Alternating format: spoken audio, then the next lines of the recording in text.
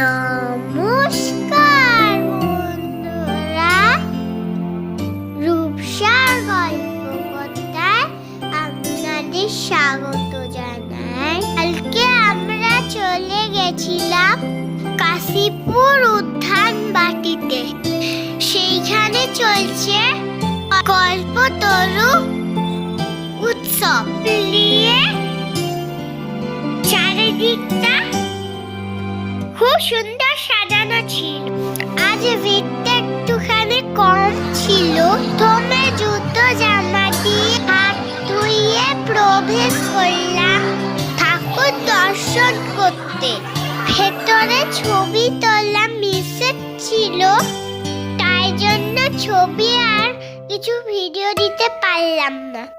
এটা বাইরের ছবি, কি সুন্দর ফুল ফুটেছে দেখছেন, কি সুন্দর শান্ত ও মনোরম পরিবেশ চারিদিকে।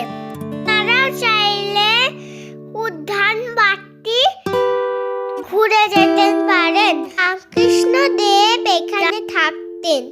বুঝতেন পারছেন কতটা সুন্দর ও শান্ত হবে এই জায়গা।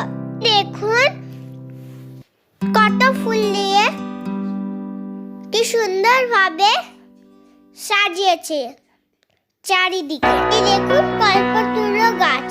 এইখানে মনে প্রার্থনা করতে হয়। কাল খুব ভালো অনুষ্ঠান হচ্ছিল। এইদিকে খুব স্টলও ছিল, এখান থেকে জিনিসও কেনা যায়।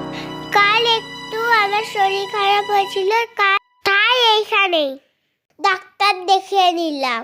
তার খুব মজাও করছিল আর খুব ভালোও লাগছিল। ভালো নেই, তাই জন্য বাড়ি ফিরে এলাম। টাটা। ভিডিওটা দেখার জন্য সকলকে ধন্যবাদ জানাই। সাবস্ক্রাইব করে দেবেন। নাইট।